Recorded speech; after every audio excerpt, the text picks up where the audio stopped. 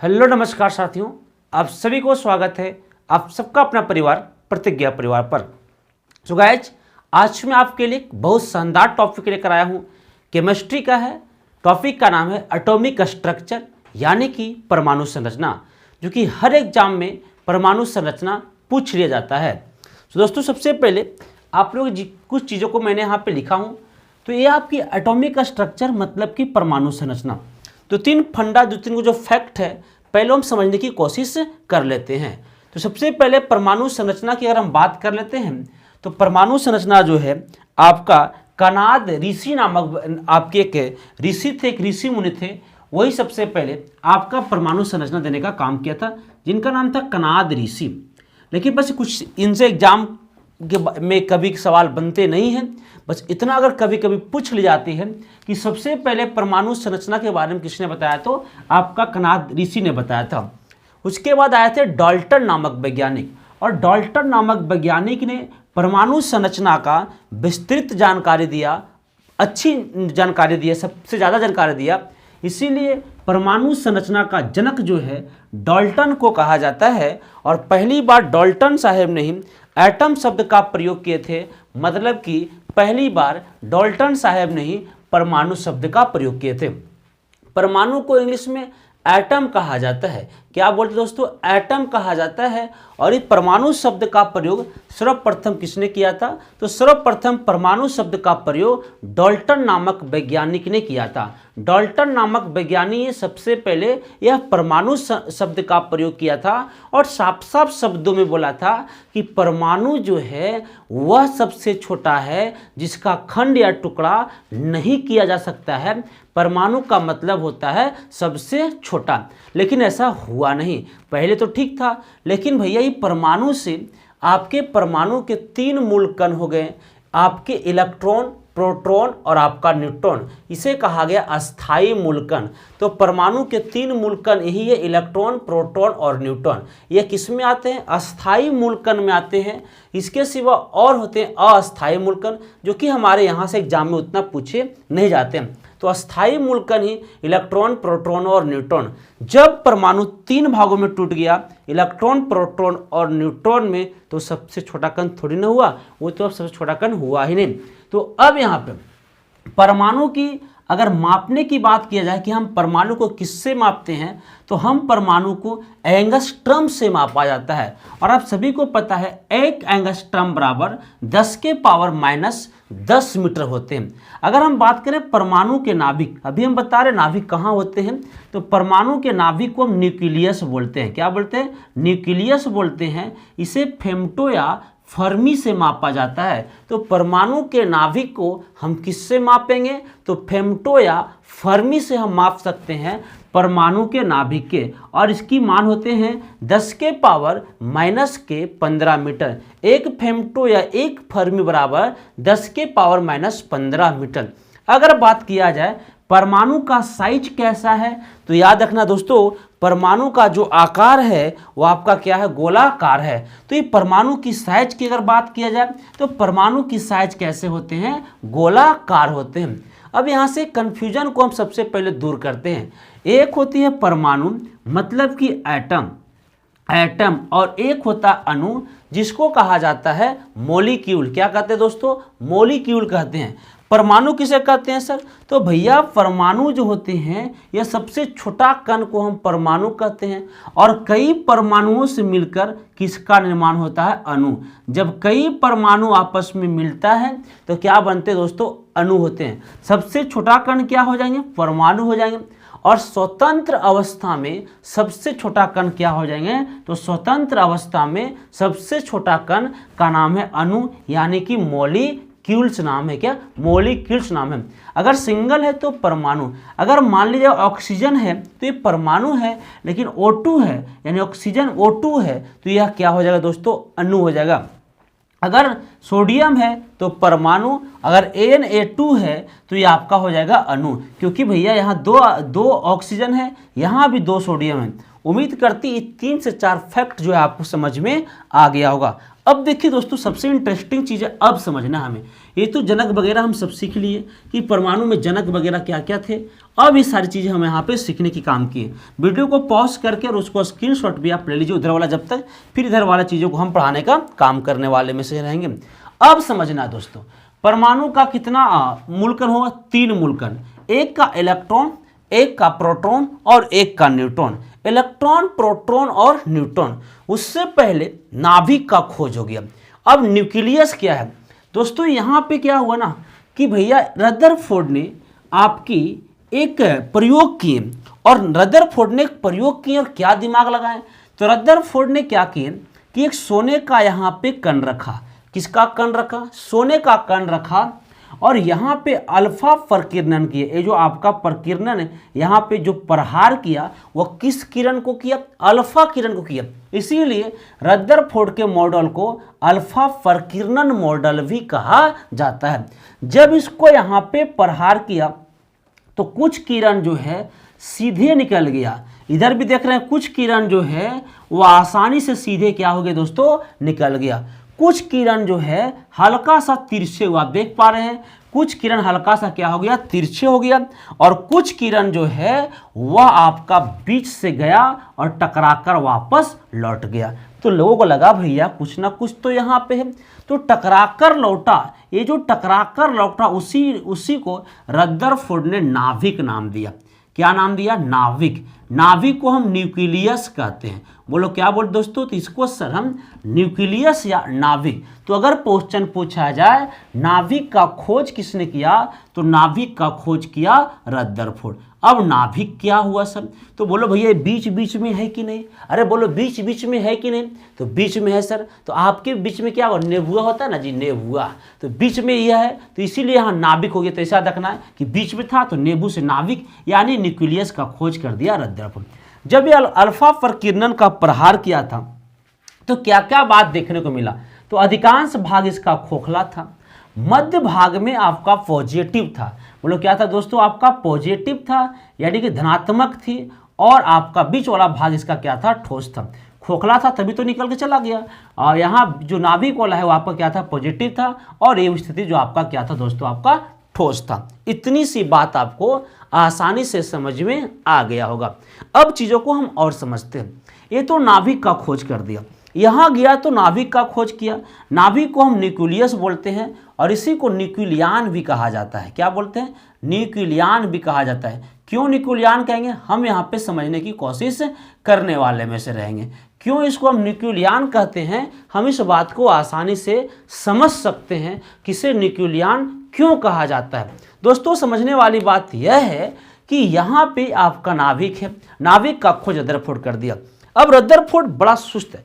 अगर रदरफोर्ड चाहता तो इलेक्ट्रॉन, प्रोटॉन और न्यूट्रॉन सबका खोज रदरफोर्ड कर लेता। अगर वो चाहता तो इलेक्ट्रॉन, प्रोटॉन और न्यूट्रॉन का खोज कौन करता भैया? रदरफोर्ड ही कर लेता। लेकिन ऐसा हुआ नहीं। हुआ क्या सर? तो भाई साहब हुआ क्या है उस बात को थोड़ी सी हमें समझना है। रदरफोर्ड नाभिक की खोज करने के बाद एकदम स्थिर से रह गए, मतलब एकदम बिना टेंशन के आराम से फगुआ में ससुराल चल गए। समझते हैं ना? मतलब आराम से, मतलब ससुराल नहीं गए, आराम से रहे। तब भैया ये आपका एगो आया था इधर से प्रोटॉन, ये आपका गोल्डस्टीन। गोल्डस्टीन को लगा कि रदरफोर्ड इधर से खोजा है नाभिक, और ये हुआ जाके खखोर के देख रहा, पूरा क्या फाड़ के देख रहा, अरे मिल जो मिल जो मिल जो मिल जो मिल जो मिल जो, और इच्ची गो चीज ओकरा मिल गया। इच्ची गो चीज मिला ना, और पत्ते न चला का मिला, बस खाली मिल गया। और मिलना के बाद ये बकलवा गोल्डस्टीन का किया कि लेके चल गया रदरफोर्डवा के पास, और रदरफोर्डवा ओकर नाम धर दिया कि रे रे प्रोटॉन हो।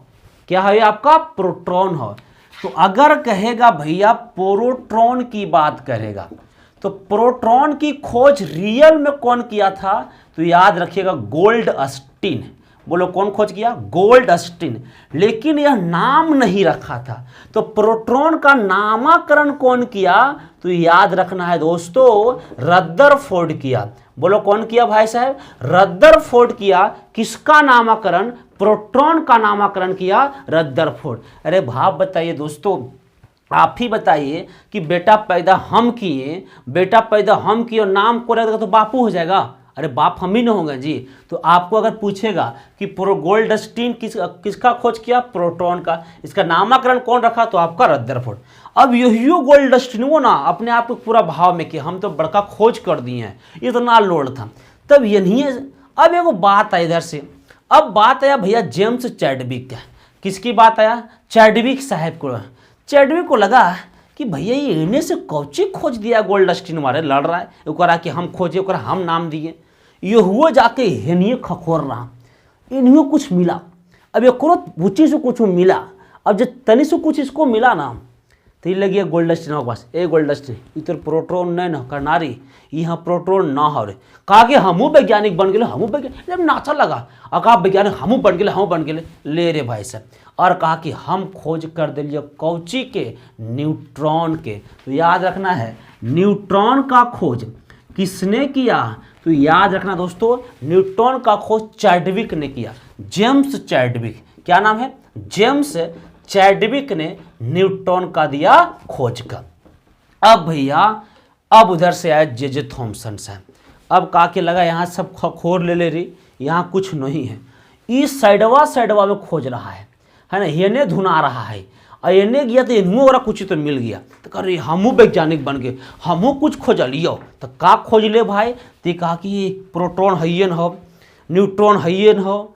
तो कहा कि कुछ है, तो कौची है, तो कुछ है, तो नाम रख दिया इलेक्ट्रॉन। तो इलेक्ट्रॉन का खोज किया जे थॉमसन। इलेक्ट्रॉन खोज किसने किया, जे थॉमसन खोज कर दिया, किसका, इलेक्ट्रॉन का। तो इस प्रकार से इलेक्ट्रॉन, प्रोटॉन और न्यूट्रॉन का खोज हुआ।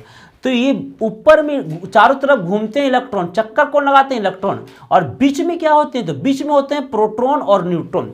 और ये प्रोटॉन और न्यूट्रॉन को न्यूक्लियन कहा जाता है। तो जहां पे प्रोटॉन और न्यूट्रॉन रहते हैं उसे हम क्या बोलते हैं दोस्तों, तो सर उसे न्यूक्लियन कहा जाएगा। बोलो क्या कहा जाएगा, न्यूक्लियन कहा जाएगा। और न्यूक्लियस का खोज किया था रदरफोर्ड। कौन खोज किया था, रदरफोर्ड ने न्यूक्लियस का खोज किया।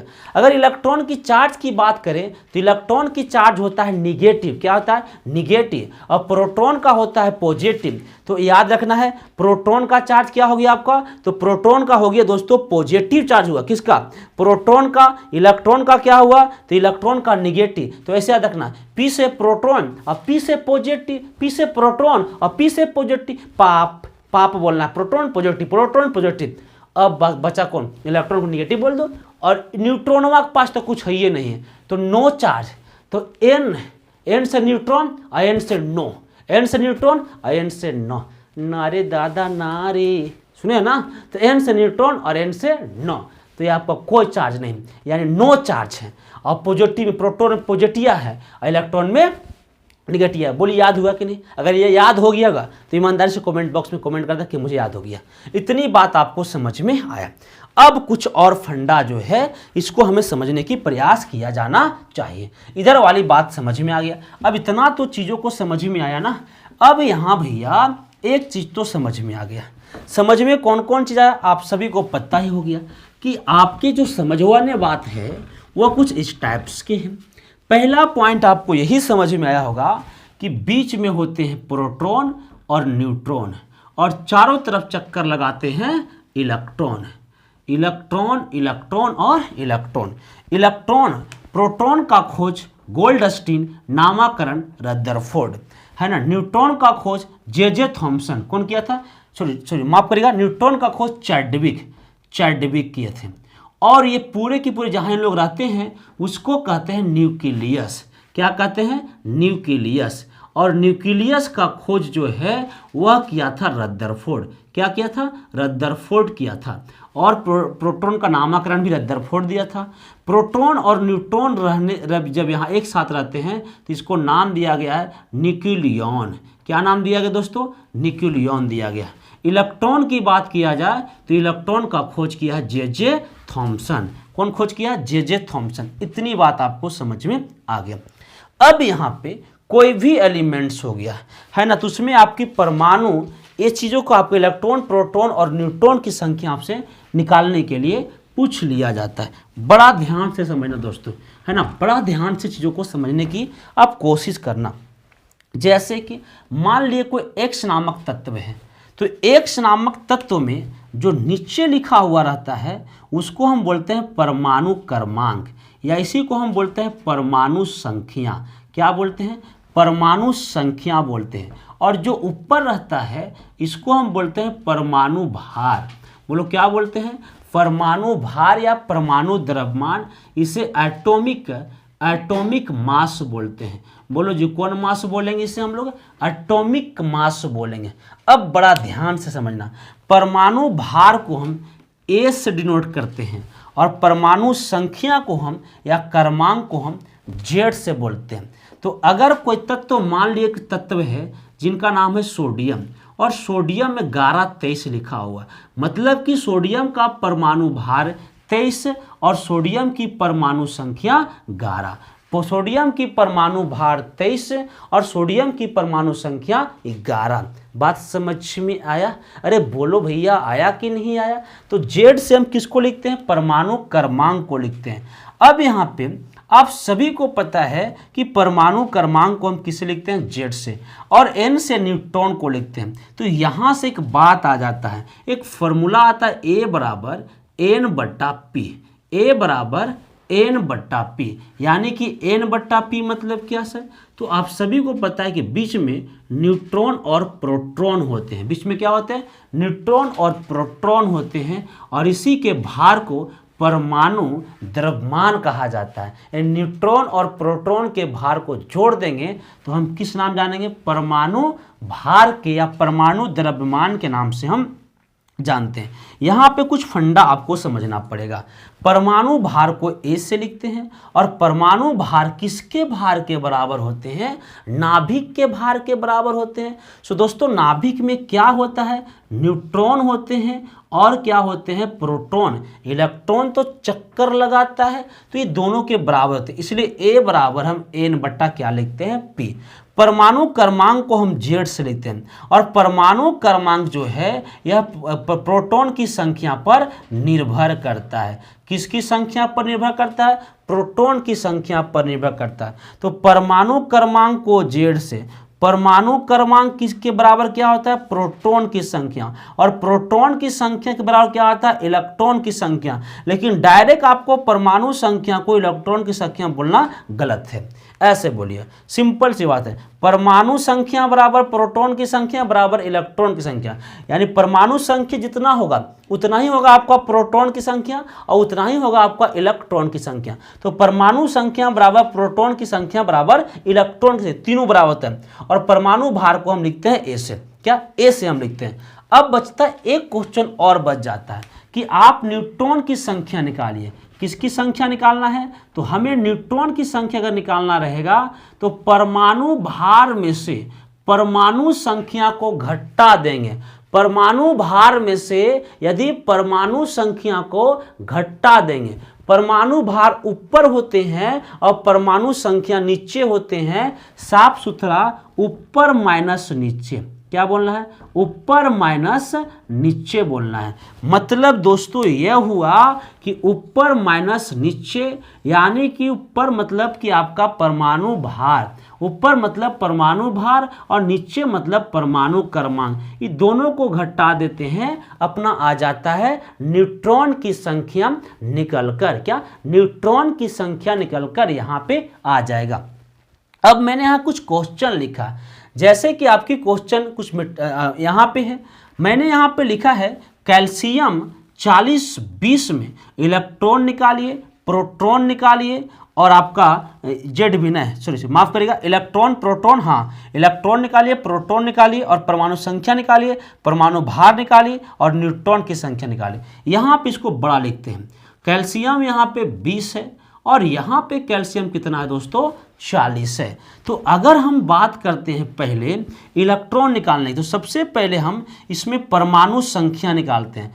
परमाणु संख्या को हम जेड से लिखते हैं। क्या? जेड से लिखते हैं।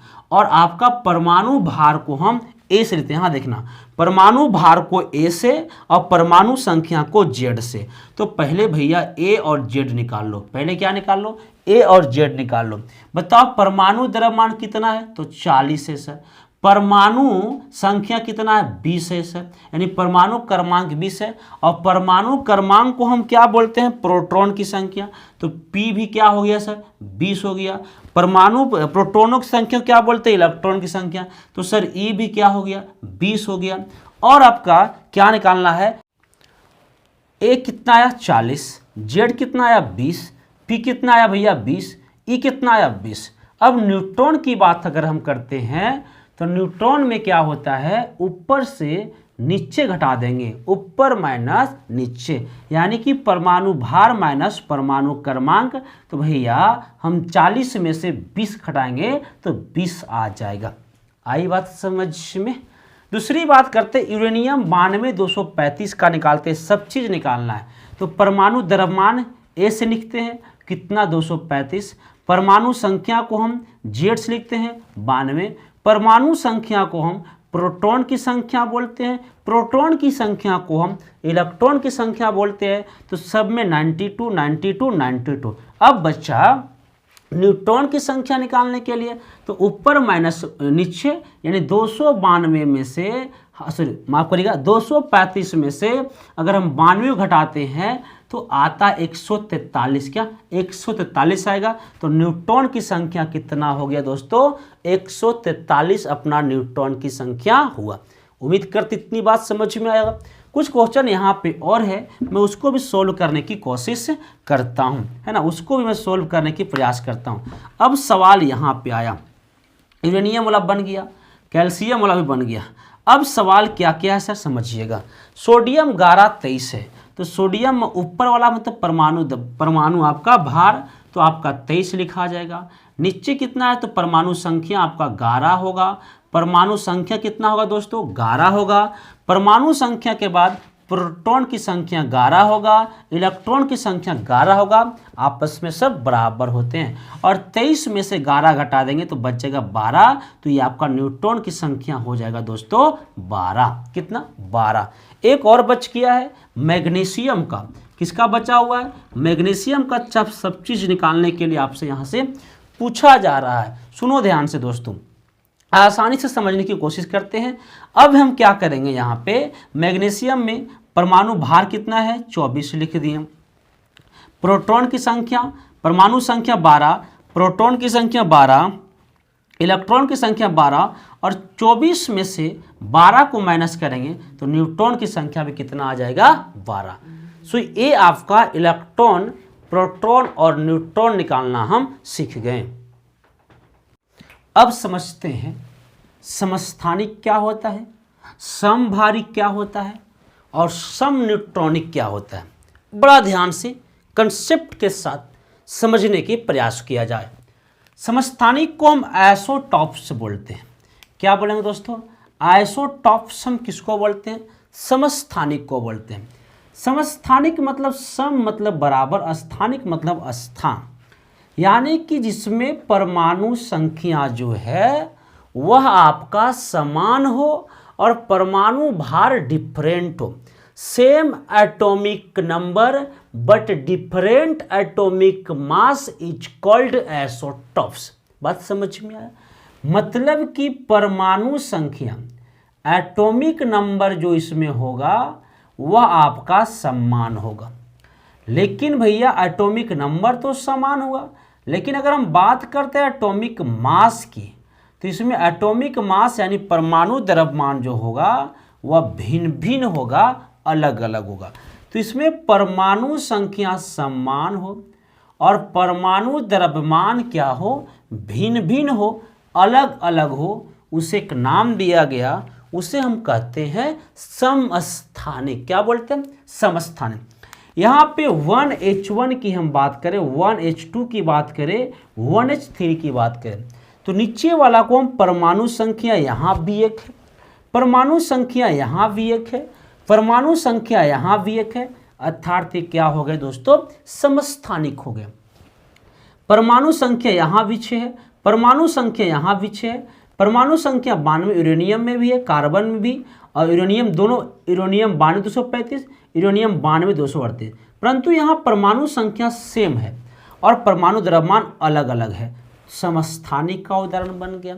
यहाँ का कार्बन की बात करें तो कार्बन C6 12, कार्बन 6 आपका 14। इसमें परमाणु संख्या यहाँ भी 6, परमाणु संख्या यहाँ भी 6, लेकिन परमाणु द्रव्यमान 12 और 14, तो ये डिफरेंट हो गया और ये आपका समान हो गया।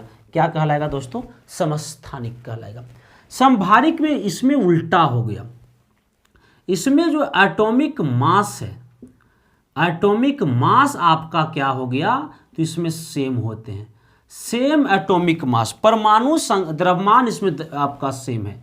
लेकिन भैया बात करते हैं एटॉमिक नंबर की, है ना, आपके एटॉमिक नंबर की बात करते हैं तो ये यहाँ पे डिफरेंट होगा। मतलब कि परमाणु द्रव्यमान यहाँ पे समान है, परमाणु संख्या अलग अलग होगा, उसे हम कहेंगे समभारिक। भारिक मतलब इसका भार समान है, भार मतलब द्रव्यमान समान है। यहाँ पे आपका ऊपर में यहाँ भी 14 और कार्बन के साथ भी 14 और नाइट्रोजन के भी साथ 14, मतलब कार्बन के परमाणु भार 14 और नाइट्रोजन के परमाणु भार 14। परमाणु संख्या की बात करें तो यहाँ पे आपका 6 और यहाँ पे आपका 7, क्या डिफरेंट हुआ कि नहीं हुआ? क्या यहाँ समान हुआ कि नहीं हुआ? समभारिक कहलाएगा। क्या? समभारिक कहलाएगा। यहाँ पे आपका परमाणु संख्या 18, कैल्शियम के साथ परमाणु संख्या 20, एटॉमिक नंबर डिफरेंट चल रही है, लेकिन यहाँ भी परमाणु भार 40, यहाँ भी परमाणु भार 40, अर्थात यह समभारिक, क्योंकि यहाँ भार क्या है दोस्तों, तो भार यहाँ पे है, समान है, बराबर है। बात समझ में आई?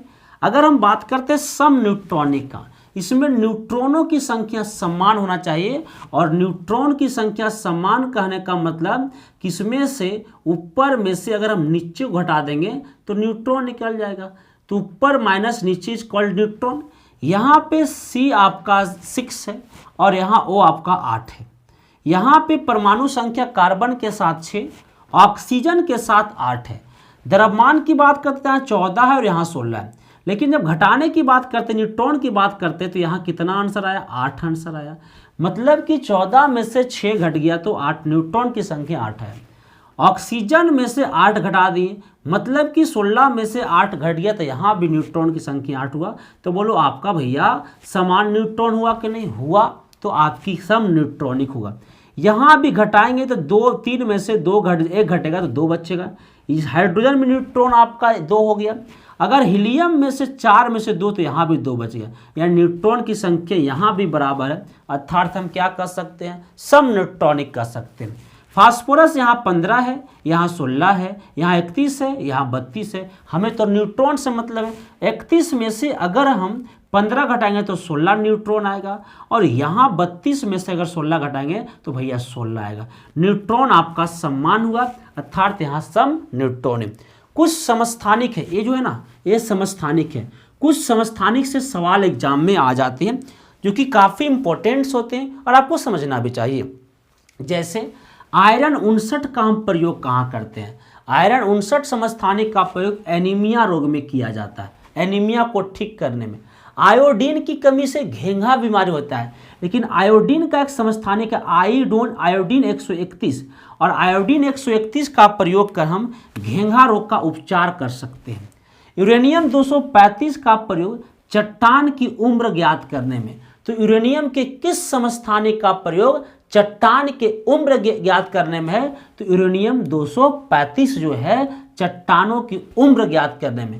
कार्बन 14 का प्रयोग करते जीवाश्म की आयु ज्ञात करने में, जीवाश्म की उम्र ज्ञात करने में कार्बन 14 का हम प्रयोग करते हैं। आर्सेनिक 74 का प्रयोग हम ट्यूमर नामक बीमारी में करते हैं, और कोबाल्ट 60 का प्रयोग हम कैंसर नामक बीमारी में करते हैं। बहुत बार पूछा गया है कि कोबाल्ट 60 का प्रयोग हम कहाँ करते हैं? दोस्तों कैंसर में करते हैं। सोडियम 24 का प्रयोग हम रक्त का थक्का जमाने में करते हैं। क्या? रक्त का थक्का जमाने में हम किसका प्रयोग करेंगे? सोडियम 24 का हम प्रयोग रक्त का थक्का जमाने में करेंगे। तो ये कुछ इनका महत्वपूर्ण समस्थानिक, ये वाला चीज़ यहाँ पे हुआ। ये आपकी कुछ महत्वपूर्ण समस्थानिक जो है एग्जाम में आ जाते हैं। अब यहाँ पे सब चीज़ें आपको जल्दी से एक बार पहले इसको स्क्रीनशॉट लो, ऊपर वाला चीज़ों को। जिन लोग का स्क्रीनशॉट लेना फटाक से लो, उम्मीद करते हैं आप स्क्रीनशॉट ले लिए होंगे। तो हम साफ करना शुरू करते हैं, है ना। तो अब हम यहाँ से इसको जो हम पढ़ा दें उसको हटा देते हैं, उसके बाद चीज़ों को हम और समझने की यहाँ पे हम कोशिश कर रहे हैं, है ना। तो अब दोस्तों यहाँ पे समझते हैं कुछ और चीज़ें। कुछ और चीज़ें में क्या क्या बेसिक फंडा है। एक आपका देखो दोस्तों, यहाँ पे क्या होता है ना, चीज़ को थोड़ा बड़ा कर देता हूँ ताकि आपको आसानी से समझ में आ जाएगा। आप सभी को पता है कि बीच में आपका न्यूक्लियस होता है, और ये आपके इस प्रकार से कक्षा बाई कक्षा, जिसको हम ऑर्बिट कहते हैं। क्या बोलते हैं? ऑर्बिट। और ऑर्बिट का सिद्धांत दिया था बोरबरी ने, बोरा बोरी नहीं, बोरबरी। ऐसा नहीं मैं आपको दिमाग में चल रहा हूँ कि बोरवा, ये बोरवा नहीं, नाम था वैज्ञानिक वाक्य है ना, बोरबरी। ये आपका बोरबरी दिया था, और बोरबरी दिया था, और यही कहा था भैया ऑर्बिट होते हैं। ऑर्बिट को बोला था भैया कक्षा होते हैं। क्या होते हैं? कक्षा। और नाम दिया पहला कक्षा को के, दूसरा कक्षा को L, L M N O P Q, कुछ इस टाइप से आपका चला जाएगा। यह सिद्धांत किसने दिया था? बोरबरी नामक वैज्ञानिक ने सिद्धांत दिया था। और यह कक्षा की यहाँ से बात किया जाए तो एक पॉइंट यहाँ समझते हैं। बोरबरी ने कहा था कि किसी भी कक्षा में से हम अधिकतम इलेक्ट्रॉन की संख्या को ज्ञात कर सकते हैं। तो अधिकतम इलेक्ट्रॉन की संख्या ज्ञात करने का फॉर्मूला दिया था। क्या दोस्तों? अधिकतम इलेक्ट्रॉन की संख्या यहाँ से ज्ञात करने का हम फॉर्मूला समझ सकते हैं, और वह फॉर्मूला है इलेक्ट्रॉनों की संख्या ज्ञात करने का। अधिकतम इलेक्ट्रॉनों की संख्या ज्ञात करने का फॉर्मूला है 2n²। 2n², जहाँ n जो है वह नंबर है। n क्या है? नंबर है। n 1 2 3 हम ले सकते हैं, 4 इस प्रकार से नंबरिंग ले सकते हैं। अब अगर क्वेश्चन पूछे पहली कक्षा में या प्रथम कक्षा में इलेक्ट्रॉनों की संख्या ज्ञात कीजिए, प्रथम कक्षा में इलेक्ट्रॉनों की संख्या ज्ञात कीजिए, तो प्रथम कक्षा में इलेक्ट्रॉनों की संख्या निकालना है। कौन कक्षा की बात कर रहा है? प्रथम कक्षा की। तो फॉर्मूला है 2, और प्रथम कक्षा मतलब 1, तो n के मान 1 लिखेंगे और स्क्वायरिंग कर देंगे, तो प्रथम कक्षा में इलेक्ट्रॉनों की संख्या होता है 2। अगर पूछे दूसरा कक्षा में इलेक्ट्रॉनों की संख्या ज्ञात कीजिए, तो 2n के मान 2 लेंगे और स्क्वायर करेंगे, तो 4 और 4 आपका हो जाएगा भैया 8। अगर पूछे तीसरा कक्षा में इलेक्ट्रॉन की संख्या ज्ञात कीजिए, तो 2 फार्मूला में n की जगह पर 3 लिखिएगा और 3 के होल स्क्वायर कीजिएगा, 9 9 दूनी 18 हो जाएगा। फोर्थ कक्षा में इलेक्ट्रॉन की संख्या 2 तो लिखना ही है, n की जगह पर 4 लिखना है। जितना कक्षा कहेगा n का मान वही मानना है, तो 4 के स्क्वायर करना है, तो 4 चक्का 16 और 16 दूनी आपका हो जाएगा 32। तो ये आपका KLMN का मान हो जाएगा 2 8 18 और आपका 32। इस प्रकार से इलेक्ट्रॉनों की संख्या को हम आसानी से निकाल सकते हैं।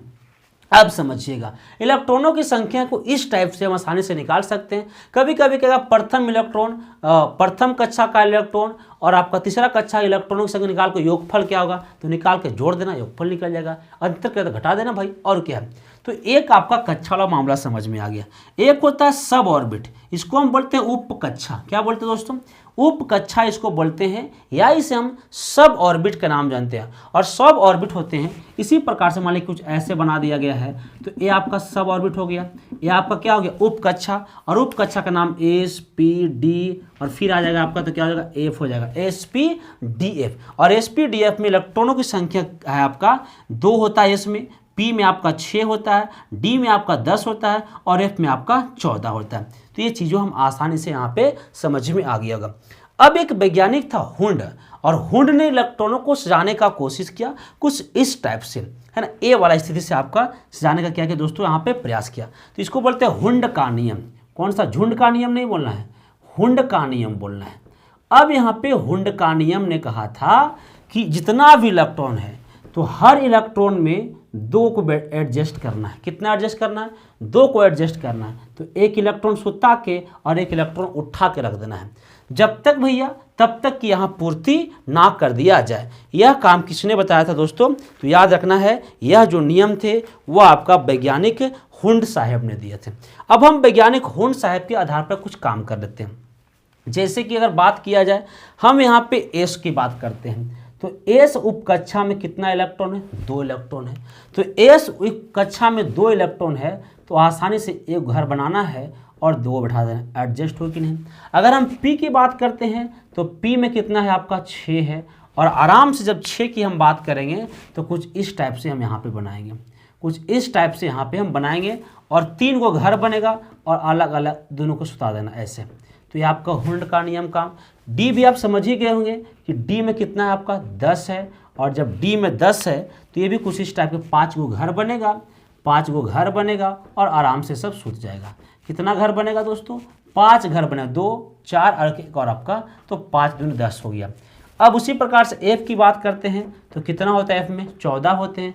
इतना इसमें कितना घर बनेगा? तो कुछ इस टाइप से इसमें भी घर बनेगा। 7 घर बनाना है, 2 4 6 6 2 8 10 और 2 12 और आपका 14। कुछ इस प्रकार से एडजस्टमेंट करने के नियम को हम हुंड का नियम कहते हैं। लेकिन सर अब कुछ इलेक्ट्रॉन को तो निकाल के सिखा दीजिए। जैसे मान लेते हैं कि सोडियम की परमाणु संख्या होते हैं 11, तो ये कैसे बैठेंगे सर? सबसे पहले भैया तो 10 को बैठाते हैं, तो आराम से 10 को बैठाने के लिए हम 5 को घर बनाएंगे। तो 1 बैठ जाएगा, 2 बैठ गया, 4 बैठ गया, 6 बैठ गया, 8 बैठ गया, तो इस टाइप के आपका बैठ गया 2 4 6 8 और 10। भैया 10 तो बच गया, अब एगो बच गया सर, तो एगो बच गया तो थोड़ा फाइल से सुता देंगे, क्या कोई जगह तो यहाँ है नहीं। तो इसी टाइप से हम इलेक्ट्रॉनों को क्या कर सकते हैं? एडजस्ट करने की हम यहाँ पे कोशिश कर सकते हैं। इसी नियम को हम क्या बोलते हैं? इसको हम बोलते हैं हुंड्स का नियम। कौन नियम दोस्तों? हुंड्स का नियम हम इसको बोलते हैं। अफबाउ का नियम। एक वैज्ञानिक थे अफबाउ, इन्होंने कुछ नियम दिया SPDF करके। दोस्तों मैंने यहाँ पे लिखा, कोई बड़ी चीज़ नहीं लिखा, आपको आसानी से हम समझा देते हैं। एस में कितना इलेक्ट्रॉन? 2, पी में कितना? 6, डी में कितना? आपका 10, एफ के पास कितना इलेक्ट्रॉन है? आपका 14 इलेक्ट्रॉन। यहाँ पे कुछ ने मैंने किया, मैंने यहाँ से, और आप नीचे तक लिख सकते हैं, कोई दिक्कत वाला नहीं। 1s 2s 3s 4s 5s 6s 7s 8s आपकी मन। जब पी को आप लिखिएगा तो भैया पी जो है ना, ये ऊपर से एक लाइन छोड़ देना है और यहाँ से लिखना है, तो 2p 3p 4p 5p 6p। जब डी लिखिएगा तो इससे भी एक लाइन छोड़ देना है, तो 3d 4d 5d और आपका 6d। 1d सब नहीं, जहाँ से 3 होता है 3d से, और एफ को इससे भी एक स्थान छोड़ देना है, 4f 5f और आपका 6f। और कुछ इस प्रकार से लिखना है। सबसे पहले 1s लिखाएगा, 1s के बाद लिखाएगा आपका 2s, और फिर ऊपर से आएंगे तो 2p 3s 3p 4s 3d 4p 5s 3d 5p 6s। अब इस प्रकार से आपको लिखते चलना है। कंसेप्ट में इतना याद रखना कि 1s 2s लिख देना है और p के लिए एक कॉलम छोड़ देना है इसके बराबर में और 2 से लिखना शुरू करना है। डी के लिए इससे भी एक कॉलम छोड़ देना है और 3 से लिखना करना है, और एफ के लिए इससे भी एक कॉलम छोड़ना है और 4 से लिखना शुरू करना है, और इस प्रकार से बैठा लेना है। अब एक बात है, एस में कितना इलेक्ट्रॉन? तो 2, तो ऊपर में 2 लिखेंगे। पी में कितना? 6, तो 6 लिखेंगे। डी में कितना? 10, तो 10 लिखेंगे। एफ में कितना? 14, तो आपका 14 लिखेंगे। लेकिन डी और एफ के पास एक लोचा है, डी फॉर डॉन और एफ फॉर फकैत। फकैत समझते हैं ना, डकैत और फकैत, डी से डकैत, एफ से फकैत। एरम लोचा क्या है? डी कहता है कि हमारा आधा से एक कम इलेक्ट्रॉन पसंद नहीं है, मतलब हम आधा से एक कम इलेक्ट्रॉन नहीं लेंगे, और पूरा से भी हम एक कम इलेक्ट्रॉन नहीं लेंगे। मतलब सर डी के पास 4 इलेक्ट्रॉन और 9 इलेक्ट्रॉन नहीं रहेगा। फकैतवा भी वही कहता है कि आधा से, तो 14 के आधा 7, तो आधा से एक कम ना लेंगे और पूरा से भी एक कम ना लेंगे, तो 13 भी ना लेगा और आपका 6 भी ना लेगा। अब समझाते हैं, समझिए ध्यान से। सोडियम के इलेक्ट्रॉन की कितना होते हैं? परमाणु संख्या तो 11 होते हैं, तो इसको सेट करेंगे 1s, और एस के पास उसके पास 2s 1s 2s, फिर आपका 2p और फिर आपका 3s। देखिए इतना होता है, और बैठाएंगे। एस के पास कितना इलेक्ट्रॉन? 2 इलेक्ट्रॉन। एस के पास कितना इलेक्ट्रॉन? 2 इलेक्ट्रॉन। पी के पास कितना? तो 6 इलेक्ट्रॉन। कितना इलेक्ट्रॉन था? 11, तो 2 2 4 और 6 10। अब हाइज के पास 11 इलेक्ट्रॉन, 10 को हम फुलफिल कर लिए, बचा एगो। एस के पास कितना इलेक्ट्रॉन क्षमता है? 2, लेकिन हमारा पास 2 इलेक्ट्रॉन है नहीं ना। कितना इलेक्ट्रॉन? 1, तो आखिर में इसको 1 बैठा दीजिए, कोई प्रॉब्लम होने वाला में से नहीं है। कैल्शियम यहां पे लिखते हैं। तो अब यहां पे बात करते हैं हम आपका क्लोरीन 17 का, तो फिर उसी प्रकार से लिखेंगे 1s 2s 2p 3s 3p 4s। देखिए होता है ठीक है ना, और लिखेंगे। एस के पास 2 इलेक्ट्रॉन, एस के पास 2 इलेक्ट्रॉन, पी के पास 6, एस के पास 2, पी के पास 6, जोड़ लेते हैं। 4 और 6 10 और 10 और 10 और 2 12 6 18। तो भैया यहाँ पे कितना इलेक्ट्रॉन देंगे? 5 इलेक्ट्रॉन, क्योंकि रखता तो है 6 लेकिन हमारा पास तो है 5 इलेक्ट्रॉन है बाबू। तो आपका 4 और 6 10 और 10 और 2 12 5 कितना इलेक्ट्रॉन हो गया? आपको 17। इसको लिखने की कोई आवश्यकता नहीं। बात करते हैं कैल्शियम 20 की। तो भैया 1s 2s 2p 3s 3p, 3p के बाद 4s। देखते हैं यहाँ पे हो जाए तो ठीक है। s कितना electron? 2, s2 p6 s2 p6 s2। 6 और 4 10 और 10 और 8 18 और 2 20, हो गया फुलफिल। किसी प्रकार का कोई समस्या नहीं हुआ। और भैया अगर आप जरूरतें नहीं तो हम क्यों लिखेंगे? मतलब कि आखिरी कक्षा में अगर एस के पास 2 इलेक्ट्रॉन रखने का क्षमता, अगर एक ही बचता है हमारे पास तो आप एक ही रखिए। पी के पास 6 इलेक्ट्रॉन की क्षमता, हमारे पास एक ही बच रहा है तो एक ही रखिए। जितना बचेगा उतना ही रखना है। उम्मीद करते 2-3 बात आपको समझ में आ गया होगा कैल्शियम और क्लोरीन का। अब यहाँ पे ये दूसरा चीज का है दोस्तों। अब यहाँ पे क्वेश्चन में ही पूछता है क्रोमियम 24 और कॉपर 29। तो भैया हम पहले सजाते इसको लिखने की कोशिश करते हैं। 1s 2s, यहाँ देखो 2p, सब लोग देखो 3s 3p 4s के बाद 3d। अब ज़्यादा नहीं होगा। 3d के बाद क्या लिख सकते? 4p लिख सकते थे, तो 4p। इसको पहले एडजस्ट करते हैं। ध्यान देगा 24 इलेक्ट्रॉन है क्रोमियम के पास। 2 4 6 10 2 12 और फिर 6 12 6 18 फिर 2 20 और 20। अब कितना बचा? तो भैया इसकी जरूरत नहीं था ऐसे, तो बचा आपका 20 और 4 24। जोड़िए फिर से। 4 6 4 10 2 12 12 6 18 18 2 20 और 4 24। डी के पास 4 इलेक्ट्रॉन बच गया, लेकिन डी कहता है हम आधा से 1 ना लेंगे। इसको आधा 5 है, 5 लेगा पर 4 नहीं लेगा। यहाँ पे 4 है, तो ऐसे केस में हम क्या करेंगे? तो 1 इलेक्ट्रॉन हम आपको इसको, अब ये डी डॉन है, डकैत है। अभी कह रहा है कि ठीक है तो 4 नहीं ले माँ, तो एस को दे दो। तो एस कह रहा हमारे पास 2 ही था, तो कोई बात नहीं, वो हम रख लेंगे। लेकिन कहता ना, हम डॉन ही हो, हम 4 नहीं रखो, कम भी नहीं रखो, पूरा रखो, ज़्यादा ले वो। तो बेचारा ऐसे स्थिति में इसको 1 इलेक्ट्रॉन इसको देना पड़ेगा। तो ये कितना हो जाएगा? 4s1 और 3d5। ये एग्जाम में पूछता है। बाकी यहाँ से ठीक है, यहाँ से आपका ए वाला लाइन आपको समझ में आया।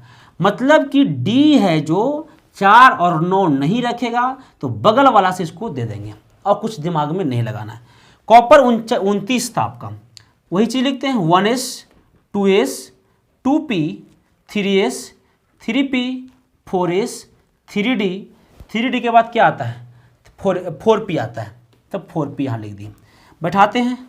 2 2 6 10 2 12 12 6 18 और 2 20। डी कितना लेता है? तो भैया डी लेता है आपका 10। डी कितना लेता है आपका? 10 लेता है। तो आपका डी आपका हो जाएगा आपका 10। तो डी आपका 10 हो गया। नहीं माफ फिर कहीं दिक्कत है। 1s 2s 2p 3s 3p, हाँ ठीक है, 4s 3d और 4p। जोड़ी 2 2 4 6 4 और 4 6 10 10 और 2 12 और 12 और 6 18 और 2 20। अब 20, हाँ तो हमारा पास 29 न है, तो यहाँ कितना रखेंगे? 9 इलेक्ट्रॉन रखेंगे। 9 इलेक्ट्रॉन। क्या डी 9 इलेक्ट्रॉन रखता है? नहीं रखता है। नहीं रखता है तो बगल वाला से हम दे देंगे, तो बच जाएगा 4s1 और 3d10। ये आपका किसका हो गया दोस्तों? कॉपर का। बस ज़्यादा दिमाग नहीं लगाना है। हमने आपको इतना सा बात बताया दोस्तों कि डी ना तो 4 रखेगा ना तो 9 रखेगा, कम भी नहीं रखेगा, इसलिए बगल से इसको दे देना है। और ऐसे केस में भी इसको बगल से दे देना है। ये भी वही स्थिति में है। इतनी बात समझ में आ गया होगा। अब 2-3 पॉइंट हमें और समझते हैं। 2-3 पॉइंट हम और क्या क्या, माफ करिए, स्क्रीन शॉट जल्दी लीजिए पहले। चलिए तो अपने बना लीजिएगा, स्क्रीन शॉट फटाक से लीजिए। चलिए हो गया होगा। अब हम क्या करते हैं? एक होता है कोर इलेक्ट्रॉन, एक होता है संयोजी इलेक्ट्रॉन। संयोजी को वैलेंस बोलते हैं, इसे वैलेंसी होता है, इसे होता है आपका संयोजकता। तो पहले कोर इलेक्ट्रॉन और वैलेंस इलेक्ट्रॉन समझते हैं। सोडियम के पास तो कोई भी तत्व अपने आखिरी कक्षा में इस टाइप से टूटेगा। 2 डबल 8 हो सकता है, 18 और 32। कुछ इस टाइप से इलेक्ट्रॉन यहाँ पे क्या होगा, टूटने का काम करेगा। तो सोडियम डबल 8 हो सकता है, डबल 18 हो सकता है, डबल 32 हो सकता है। तो सोडियम 2 से टूटेगा 8, तो 8 और 2 10 और 1 हुआ 1। तो भैया ये जो हुआ ना, अंतिम को हम लोग बोलते हैं वैलेंस इलेक्ट्रॉन और शुरुआत को हम लोग बोलते हैं कोर इलेक्ट्रॉन। अंतिम को वैलेंस इलेक्ट्रॉन और शुरुआत को कोर इलेक्ट्रॉन। कार्बन तो 2 और 4 में टूटेगा, तो इसका वैलेंस इलेक्ट्रॉन 4 हो जाएगा और कोर इलेक्ट्रॉन 2 होगा। और नाइट्रोजन 2 और आपका 5 में टूटेगा, तो वैलेंस इलेक्ट्रॉन 5 और कोर इलेक्ट्रॉन कितना हो जाएगा इसका 2। अंत ये टूटने वाला मतलब समझते हैं ना, पीरियोडिक टेबल में भी पढ़ाए थे कि बाबू कोई भी इलेक्ट्रॉन जो है वो आपका 2, 8, 18 और 32 में टूटता है। 8 के बाद ये 2 नहीं लेगा, 18 के बाद ही 8 नहीं लेगा, तो इस प्रकार से इसको तोड़ना पड़ता है। तो यहाँ पे वैलेंस इलेक्ट्रॉन, तो कार्बन की वैलेंस कितना 4, नाइट्रोजन की कितना आपका, तो आपका 5 है। अगर हम मैग्नीशियम की निकालते हैं तो 12 होते, क्या 12, तो 2 और आपका 8 और यहाँ पे 2, तो इसमें वैलेंस इलेक्ट्रॉन 2 हो गया और कोर इलेक्ट्रॉन 2 और 8 हो गया। तो दोनों को जोड़ देंगे तो 8 और 2 10 हो जाएगा। मतलब जोड़ भी सकते हैं कोर इलेक्ट्रॉन निकालने के लिए। उम्मीद करते इतनी बात आपको समझ में आ गया। जिसके भी वैलेंसी या संयोजी इलेक्ट्रॉन 4 से कम होते हैं वह धातु कहलाता है, और जिससे 4 से ज़्यादा होते हैं वह अधातु कहलाता है। और जिसका वैलेंस इलेक्ट्रॉन या संयोजकता 4 होते हैं वह धातु और अधातु का गुण दोनों होते हैं। तो अगर याद रखना है 1 हो, 2 हो और 3 हो। अगर वैलेंस इलेक्ट्रॉन 1, 2 और 3 हो तो क्या कहलाएगा, धातु। अगर वैलेंस इलेक्ट्रॉन 5 हो, 6 हो और 7 हो तो उसे क्या कहेंगे, अधातु। और अगर वैलेंस इलेक्ट्रॉन 4 है तो धातु और अधातु दोनों का गुण है। सोडियम का वैलेंस इलेक्ट्रॉन 1 है तो सोडियम क्या हो जाएगा, धातु हो जाएगा। कैल्शियम का कार्बन का वैलेंस इलेक्ट्रॉन 4 है तो धातु का भी गुण रखता है, अधातु का भी गुण रखता है। नाइट्रोजन का वैलेंस इलेक्ट्रॉन 5 है, अधातु हो जाएगा। मैग्नीशियम का वैलेंस इलेक्ट्रॉन 2 है, धातु हो जाएगा। कितनी बात समझ में आई कि नहीं। तो इस टाइप से आपको पूरा के पूरा एटॉमिक स्ट्रक्चर दोस्तों हो गया कंप्लीट, और एक ही साथ संपूर्ण एटॉमिक स्ट्रक्चर हमने आपको पढ़ा दिया हूं, आपको कंप्लीट एटॉमिक स्ट्रक्चर बता दिया गया है। इसके बाद कुछ न्यूमेरिकल से आता है, हम वहां पे बता देंगे। मतलब कि परमाणु संरचना हो गया कंप्लीट, और मैं बहुत कम समय में एक बड़ा टॉपिक कंप्लीट किया। वीडियो अगर आपको अच्छा लग रहा होगा तो अपने दोस्तों तक जरूर शेयर करना और सभी को बताना। तब तक के लिए आप सभी को जय हिंद, जय भारत, जय बिहार, जय प्रतिज्ञा परिवार।